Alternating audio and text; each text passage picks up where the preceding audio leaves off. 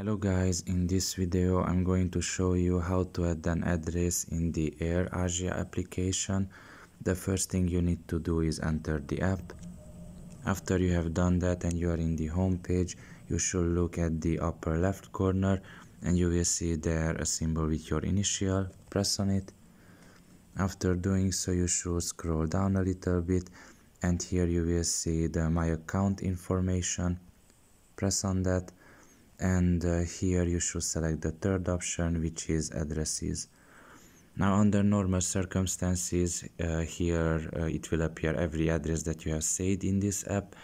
Now if you are like me and you haven't saved any address yet, you should just press on the add address option.